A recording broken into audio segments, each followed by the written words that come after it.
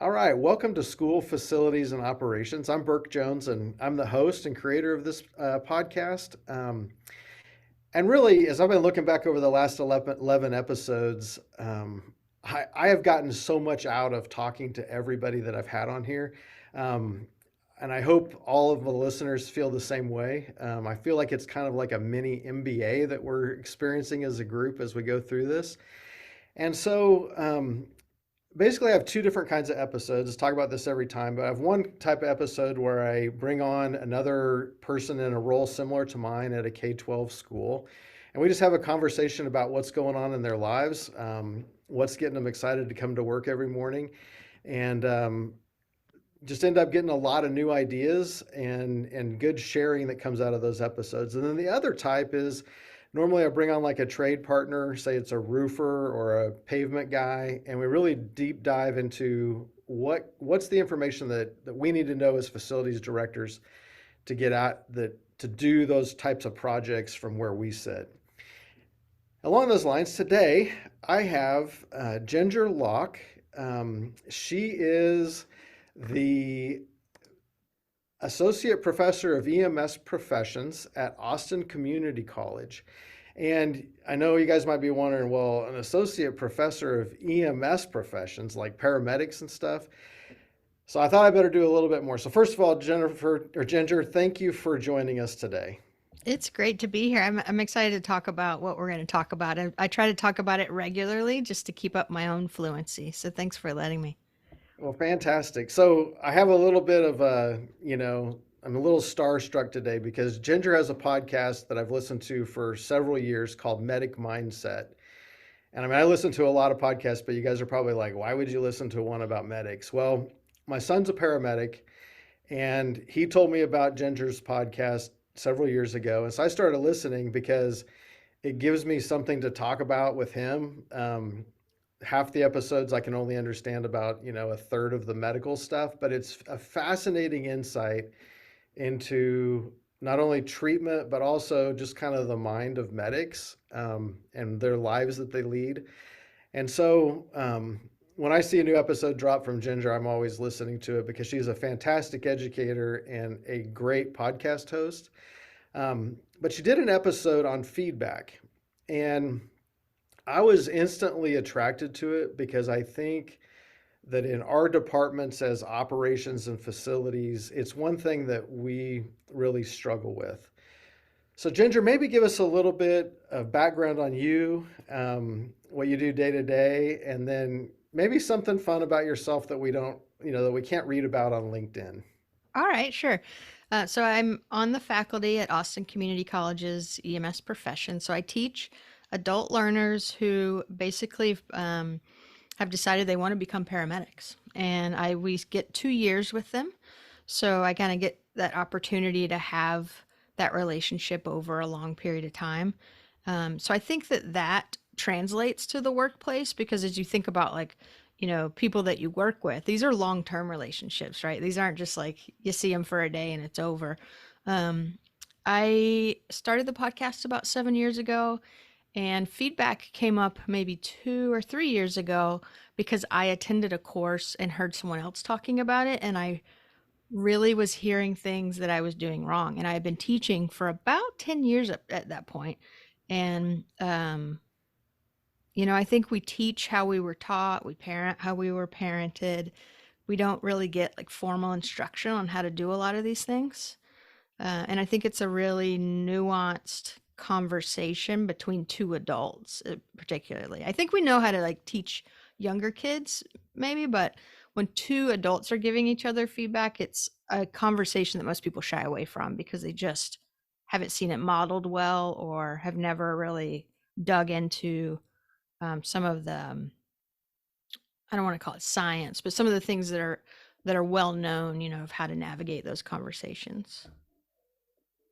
So your whole career has been paramedic, EMS training focused. So are you Yeah. finding there's like a big, I guess, lack of feedback in the profession, or kind of across the board in the research you've done that people just aren't skilled in it or even know what to do? Yeah, I think there's a lack of feedback uh, in all of healthcare unless you're, actively a student. And that peer-to-peer feedback, or even like supervisor to person they're supervising, it could be minimal. In the workplace, in college, tons of feedback, and our students love that. And that's one of the transitions that they have to um, adapt to, is that they get feedback here when they're at the college with us every single day, right? I mean, we're just constantly building together. And then when they go work out in the field, they're kind of like, am I doing okay? Like, is anyone, how am I doing? They want to, it's very reassuring to know, how am I doing, or what do I need to do better? And they miss that. They tell me that they miss that. And there was a study that a woman named Dr. Remley Crow did, and she was looking just at burnout in EMS. And so she found many factors that led to burnout. But one of the things that came up that was kind of unexpected is that the um, the clinicians or the paramedics who got more feedback more regularly had lower burnout. So there is a correlation there. And just looking at raw numbers, they surveyed 15,000 EMS workers. So it was a big study, and half of them had received zero feedback on anything. So not just medical care, but just, operational things as well.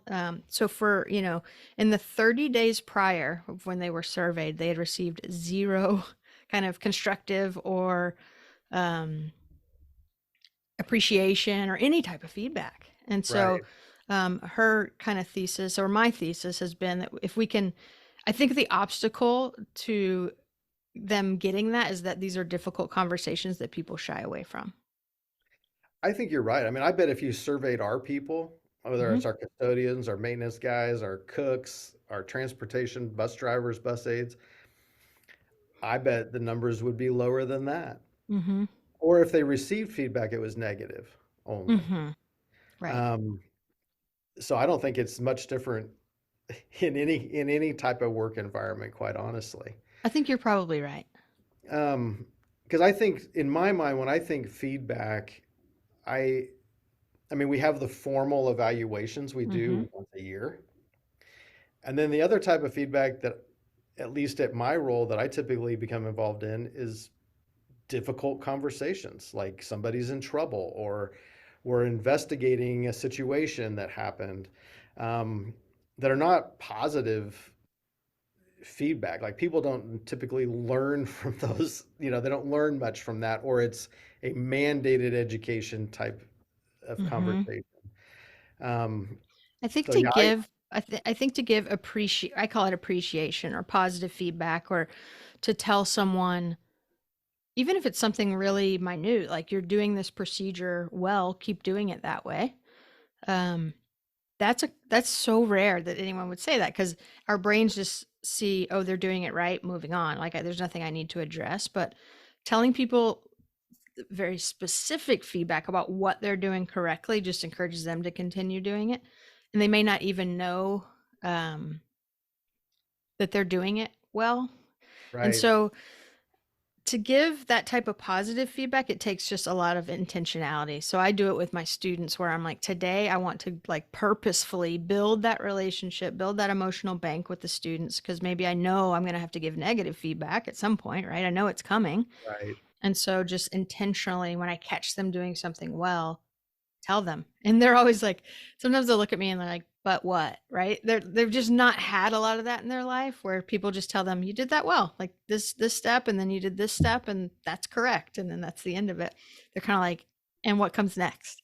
Because Yeah. they're so used to a very common model of feedback, which is recognized by adults, and it's like this script where you say something good, then you say something negative, and then you say something good. Some people call that the critique sandwich. I think it has good intentions, but most adults recognize that you're just basically placating them. It's Right. disingenuous. And Right. the feedback that needed to be given was that stuff in the middle, the crap in the middle, right? So, um, what I've encouraged people to do, and what I try to do myself, is instead of that good thing, bad thing, good thing, and packing it all into one conversation, do it over the course of the relationship. You can preload some of these good things. And so when the negative thing or the constructive thing comes up, just say what you mean, right? Be genuine about the feedback you need to give, and the relationship can tolerate that because you've done all this pre-work of Yeah. preloading it. Well, going back to the burnout real quick, Hmm. because there's not just burnout in healthcare. I mean, there's burnout with our custodians, there's burnout with the kitchen staff, um, and I think it's really interesting when we're trying to hold on to these employees because there's not a pool out there. I mean, we're experiencing the same thing you're experiencing in EMS is the pool of people that want to do the job is much smaller even than it was 3 years ago. Mm. And so we want to hold on to our people, but I see our custodians getting burned out Hmm. because if they get feedback, it's negative, like my classroom's dirty again, or Hmm. come clean up the vomit, or Hmm. it's kind of the negative messages they get from people. Not that Right. they intend it that way, but I think it's just when you hear that over and over, Hmm. you begin to feel like, gosh, I'm not doing a good job, and I'm burned out. I'm tired of the complaining, and Right. we lose people. I mean, I know Hmm. we lose people, and I want to see what we can do to stop that, which is why I want to have this conversation today. Um, I I think think you when already people come to introduced their job, obviously they need a paycheck. And then another thing they can get out of it, or something that probably sustains them or keeps them happy in their work, is feeling a sense of meaning, right? That yes, they, when they go to work, they have a meaning in the greater collective, right? So it's like when I do this work, it helps others, or I'm part of this bigger picture. Um, and that's all through social interaction, is that we create that meaning, right? So someone has to socially interact with you and tell you the work that you're doing matters and that they noticed, right? So right. I think of facility stuff. Like, I came to work today, things were looking great, everything like well maintained, all these things, and then I passed the person who maintains a lot of that. I could have given them feedback. Oh, it's the first day of classes. Like, things are looking really sharp around here, right? That would give their day, I would think, some meaning. It would for me. Oh, for sure. Those go a long ways. I think too, a lot of the people in these careers have never been in positions where they were given constructive, positive feedback. And so when you do that, I feel like it goes a long ways. I mean, I got it. One of my staff bought me a cup of coffee with a really nice note saying, I've never had anybody stand up for me before. Mm-hmm. When you think about that, like that hurts. That hurts my soul to think that none of their previous employers have ever stood up for them or Mm-hmm. given them encouragement. Um, that's kind of heavy on my heart, when you start thinking about how people are impacted by. Thankfully, in my career, I've had a lot of that type of positive feedback and encouragement to grow. And um, so it's a whole different paradigm that I think some people come to work with than what I come to work with the experiences that I've had in my life. Yeah. You told a story about a medic getting feedback one time, like she read the email and share that because I think that was powerful. Sure. So some of these models for giving feedback, there's a ratio that's recommended. We're talking about positive and negative. The ratio is like, for every negative kind of experience the relationship's got to endure, we hopefully have preloaded with 3 positive interactions. And so I think, some employers are getting this message, and so they're trying to start sending out, like, kudos or thank you. I know you. I see you doing this work. And so I was talking with a woman who's a paramedic, and paramedics work very independently. Their supervisor's usually not right there with them for the majority of their shift. And so, um, a lot of their feedback comes through reviewing charts, like kind of written record of the call. And she got an email from the supervisor that said, I read this call. It looks like it went really well, like, job well done. And she told me, she said, I just kept scrolling the email, trying to figure out where was the, like, hidden message here. And I think that's because she had been on the receiving end of those critique sandwiches, right? For so many Right. times, where it's like, We really only tell you you're doing a good job when we need to give you other negative info. But good job on that employer of doing that. And if they could do that more regularly, then it's just kind of uh, gets more baked into the culture. Right. Well, I think we hear it all the time, like give your spouse, 5 compliments for everything that you want to say negatively or whatever. And Sure. so I think in our day-to-day lives, we're more conditioned to that.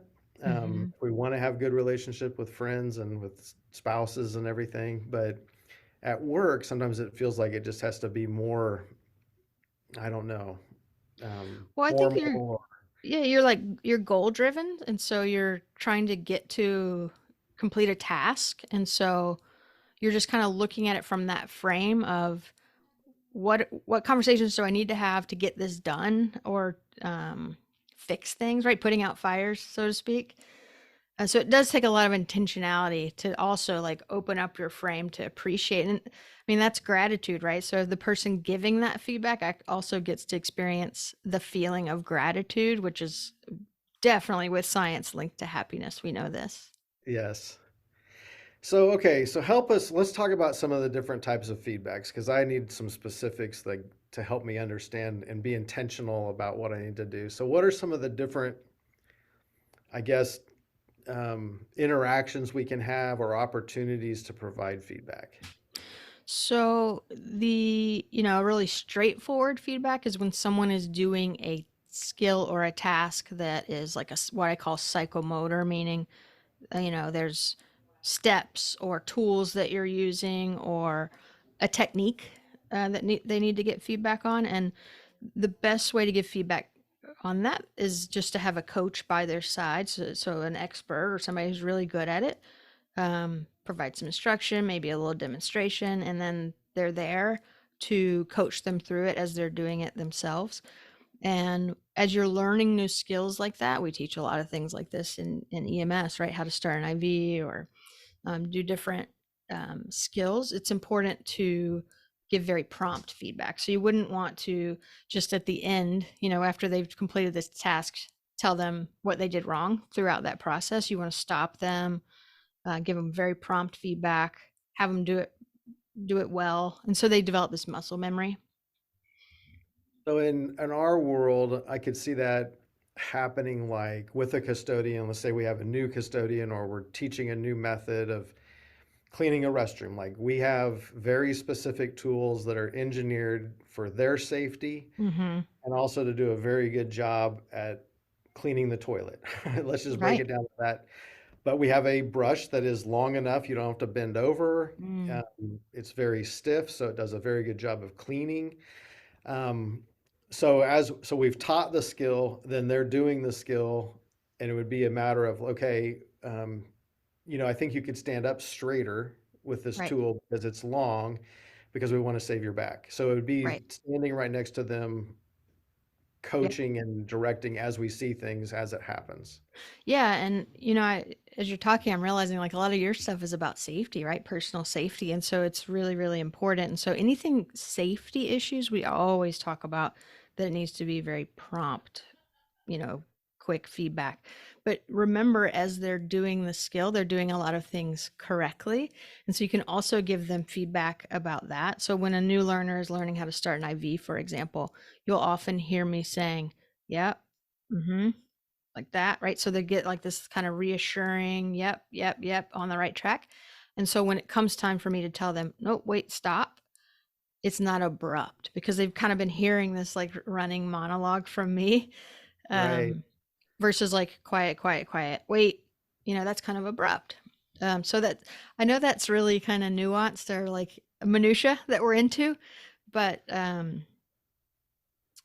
I think having that person with them giving prompt feedback is probably the key takeaway for feedback of kind of skill type techniques. Yeah. Right, of task or skill-based learning. Mm-hmm.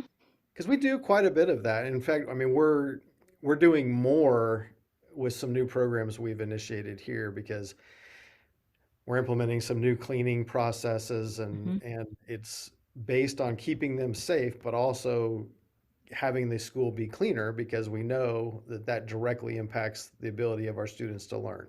Mm-hmm. So indoor air quality and all these measures that can be taken from a clean building. Um, so we've been doing a lot of that, and I see my supervisor doing exactly what you said. Yeah, yeah, that's good. Good job. And then, oh, you didn't, let's make sure we clean under like the bottom side of the toilet partition because Mm-hmm. stuff's under there. Mm-hmm. So as they go through, I hear her saying those kind of things and giving that ongoing feedback. And I think that it is a nuanced point, but it's important is it's not abrupt. Right. Yeah, I think And that's really only pointing out the negatives. And something that I think anytime you're giving feedback, if you're wanting to build this culture where everyone is collectively trying to create this open exchange of ideas where no one's feeling chastised, it's just like the norm to it's the norm for everybody to be giving each other feedback in the interest of just excellence. One of the best things you can do if you are the person doing the training is ask for feedback from them. So asking for feedback up the hierarchy. So yeah. after you're done coaching them and teaching them, ask them, is this working well for you? Am I teaching you in a way that's, receptive for you? Or am I hovering too much? Or just ask for feedback. And then it starts becoming more of like a cultural, you're developing that culture where feedback is normal. Yeah, that's a great point because I'll get a little bit off the subject, but you need to understand this. So the way that we clean our schools for the most part is what's called zone cleaning, where one custodian has, let's say, a wing of the building, and then they clean every classroom, every restroom in that zone by themselves. And we're moving to a model that's called team cleaning, where we have a team of 4 people and they each have specific jobs. So there's a restroom specialist, light duty specialist, vacuum specialist, and they move through the entire school as a team, following each other. And part of that is developing a culture that it's okay to say, hey, the classroom looked great, but you forgot to empty the trash. Mm-hmm. Very, very difficult to build that level of trust among the team members because they're so used to working all by themselves, and any feedback they got Yep. was negative from the boss, Right. to where now we're working as a team, and if I give you feedback, I want you to say great catch, and we've modeled this. Right. Like it's not a dig at you, it's a catch for the team to help the team perform at a higher level. And that has taken a lot of work, and we're still working on it. But it really comes back to that feedback and developing the trust bank and Mm-hmm. developing the skills, interpersonal skills that it takes to be able to say it in the right way and to reinforce that it's positive. Yeah. And this is peer to peer. Peer to peer, that's right. And one of the things, just something else to think about is how to bake it into the culture. I talked about it going up the hierarchy. So if you're ever meeting with them where you're visible and they're all there as well, or a supervisor is there with a team, if that supervisor can ask for feedback, or really honestly, feedback just comes, right? People have complaints, concerns, requests. And so when those come, just receiving it well and letting other people see you receive it well is it just that to me is incredibly important. Right. Yeah. And we've done some of that for sure, and it's gone really, really well. Hmm. Um, but it's been an interesting thing that I didn't expect to have happen. That for it to be difficult for that peer-to-peer um, interaction at that Right. level has been much harder than I thought it would be. Hmm. So, what's another situation that we should kind of be on the lookout for to provide feedback? So there is feedback you can give about someone's thought process, and so you can watch them do something, whatever that might be, something that involves decision making. So it's a little bit higher kind of cognitive level than just a psychomotor skill. It's like they saw a scenario and they thought through all the possibilities of how to solve that problem, and they picked a direction and tried that, or maybe turned a little when they encountered something else. So it's giving feedback on someone's decision making. And this one requires a longer dialogue. So if I'm just giving somebody feedback on cleaning something, I can visibly see and it's pretty straightforward. But when someone does something like, they elect to, I struggle to come up with an example in your sphere, but with in healthcare, we talk a lot about, how did you decide to give this medication, or how did you decide this is what was wrong with the patient? And the temptation is, maybe I've watched them do this whole case. I saw what meds they picked. The temptation is to think, I saw them perform, so I know what they were thinking. But there's really a added step where it has to be just a full-on dialogue that's based in curiosity, not judgment. And so you have to just start with, I noticed you did this. For example, if they gave the wrong medication, I noticed you gave this. When you decided to give that, what was going on for you? What were you noticing during the call at that time? Um, and again, I have trouble kind of coming up with a scenario that I might come up with for you guys, but it's basically picking through someone's thought process before giving feedback. That's the takeaway, is like we see the action and we want to give feedback on that, but we don't know the intentions behind their action. So maybe they had a really great thought process and rationale for why they, decided to do what they did. And Right. that's the part you want to give feedback on. Because if I just say, don't do this, that is limited to just that one scenario. Whereas if I can back up and understand their full thinking and give feedback on their thought process, then they can apply that to multiple scenarios. Yeah, I probably got a couple of examples. I'm thinking like a bus driver or a bus aide, behavior problem on the bus. Um, Maybe they didn't do what was probably what I thought they should do in that situation, or what we would, let's say, by the rules should have done. Right. Um, and we might have video of the whole situation, but there's still things that you can't understand from watching the video. And Right. so it's that kind of thing. Like, tell me about what you were thinking when that kid stood up. I mean, Yeah. or, why did you make that kid go back and sit down when we probably should have just kicked him off the bus? Right. Those kind of things. So can Or I even, pause right there? Because this is like yeah, you just gave me something tangible. So um, if somebody, you said the question was, why did you make the kids sit back down when really we should have kicked them off the bus? right. If you had maybe observed that scenario on video, the question that probably will yield the most dialogue and opportunity for like really useful feedback would be when when the student did this, what were you noticing, or what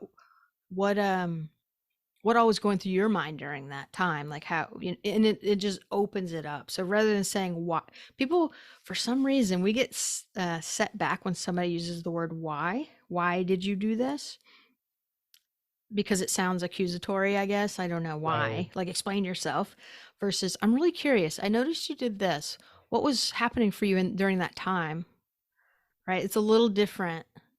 It is. Mm-hmm. It's a lot different. I mean, it could be like, I was scared. Yes. Yeah. Like, or they were laughing. I didn't think there was a problem. I mean, instead of why, I think you're right. It's how we use that language that's really Mm-hmm. difficult. 'Cause it's easy to ask why. Why'd you do that? Mm-hmm. You know? Yeah. Or I think, we ask our custodians to make some decisions in classrooms. Like, they walk in and um, the classroom's just a mess at the end of the day. Well, we don't Mm-hmm. have time to pick up scads of trash on the floor. So we asked them to make some decisions about, maybe the floor doesn't get vacuumed and it's left that way, which is a Mm-hmm. hard decision for a custodian to make because they want the school to look great, but there's a bigger picture. And so sometimes they'll stop and they'll spend 20 minutes picking up the room, and then the whole team's delayed or they Mm-hmm. don't get the rest of their work done. And so we have to have those conversations. But I think addressing it as, tell me what you were thinking when you walked into the room, Right. you know, we can get at the heart of it a little bit more quickly. Hmm. Yeah, It's approaching it with just curiosity because you really do want to know like their thought process because that's what you're giving them feedback on. Is there, because if you can start building their thought process to be like really good thinkers, um, then the other stuff just kind of works itself out. exactly. Well, how does that all fit in when you're really having to have tough conversations with people? Um, so they don't come away totally crushed, even if it's a something that is a serious, serious matter. Mm. Um, I don't know exactly what I'm trying to ask, but those crucial conversations that have to happen. Um, is it all about what you've put in the tank before that, or is it even how you have that conversation? Oh, yes, a lot of it is the tank, and then a lot of it is when you say the phrase crucial conversation, it makes me think of a book titled Crucial Conversations. And one of the things that the author says in that book is that when we give someone feedback, particularly like if you're saying it's like a high stakes or something kind of big, that feedback, they begin having two conversations in their mind, one about the actual feedback, procedural something or another, but the other question they're having about within their head that they're having to navigate is, does the person that's giving me this feedback like me or not like me? And then also, is this feedback a little bit threatening to my identity? And that's a subconscious one. I don't think people are saying this threatens my identity, right? But if I go to work every day and I take a lot of pride in the fact that, I'm a facilities person, I take my stuff looks good, and you give Right, me feedback that's different than that kind of identity, that can be identity threatening, and that's why it's so these are the emotions that are at stake. And I think a lot of it's subconscious. We're not consciously feeling threatened as individuals, but um the author talks about that being either relationship threatening or identity threatening. So identity okay, is the story we tell ourselves about who we are and what we want for our future. And so if you give me feedback that's a little bit in conflict with kind of how I see myself, um, now we're having to this is when the emotions come up, right? right, And yeah, so I think first building that tank, um, you can also acknowledge verbally that this is like not the norm, right? So that it's like maintaining their identity as they're normally everything's on par. um, and I think getting them talking first is really key. So instead of um, why'd you do that? You can say, I noticed it looked like from my perspective this happened. What's what's going on for you? Or is that your experience? Right. And just start comparing perspectives right. and get them talking because I think people, especially adults, like we usually know if we've messed up, right? Yeah, Or if yeah, we either messed up like it had a bad outcome or we know our process wasn't good. So there's kind of two ways to mess up: good process, bad outcome, or bad process, bad outcome, right? right, So most feedback is should be directed at the process, right? Like how are you doing through this kind of through these steps? right. Um, so I really believe most adults kind of know when their process was incomplete or skipped some steps, right? Or having a bad day kind of stuff. I think people know. Right.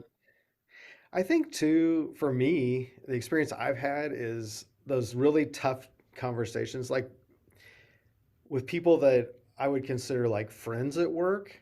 I'll agonize over that conversation that ends up going much easier Hmm. because I have the relationship. Even though it's a tough conversation, it's much more like a friend talking to a friend, and we can get things out on the table easily because we trust each other and we can deal with it.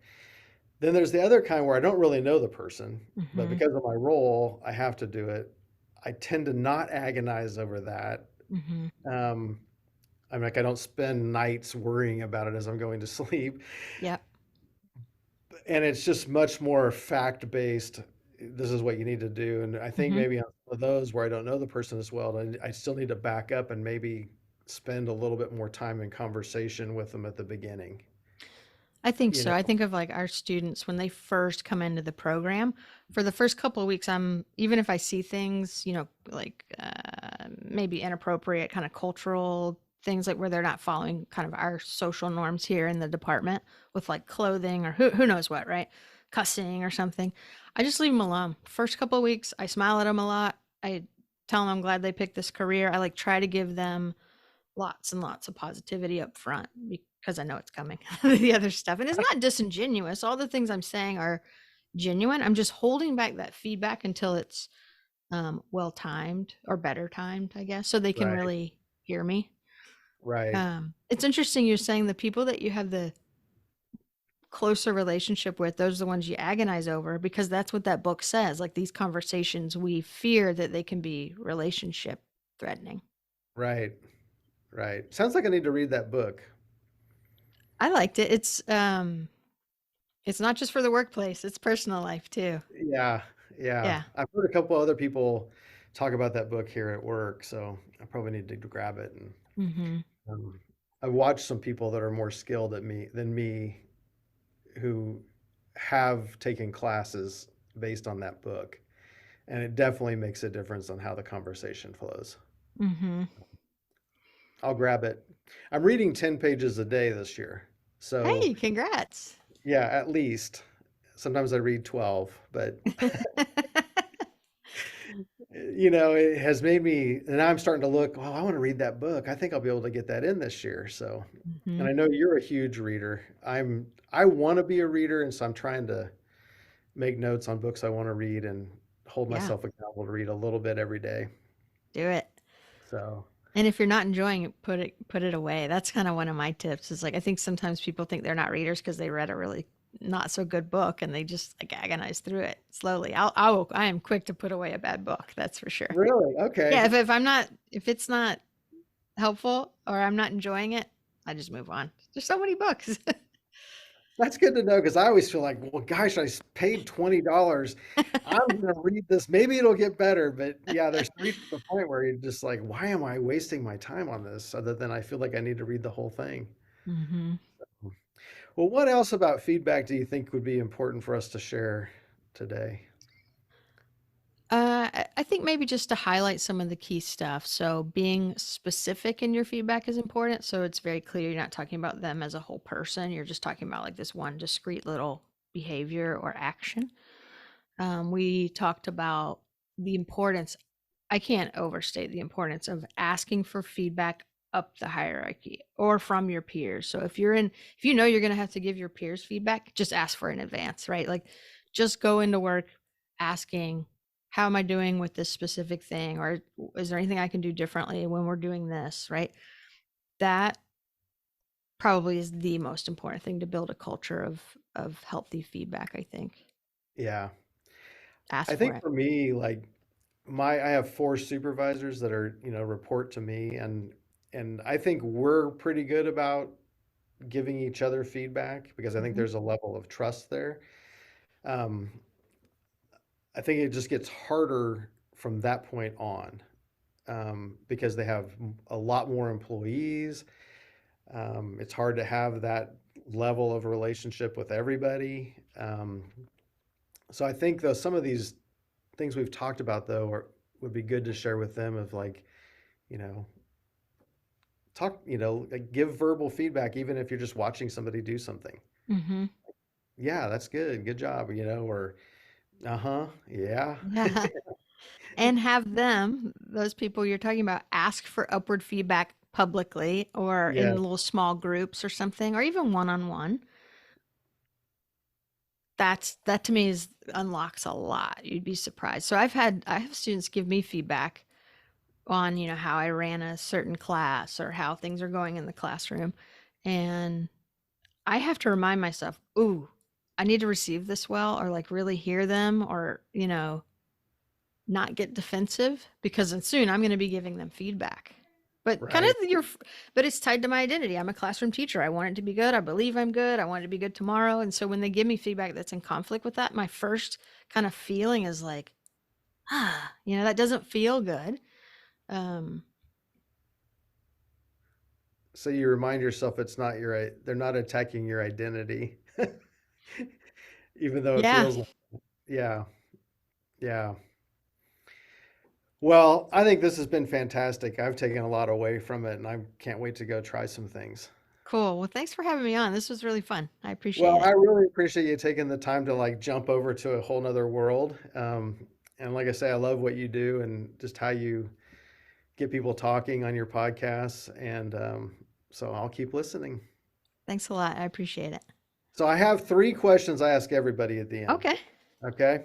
All right. So the first one is, what would your parents or your family, what would they say you do for a living?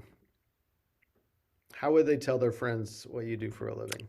They would say she's a paramedic in Austin, in Texas, and teaches other people how to be paramedics at the community college.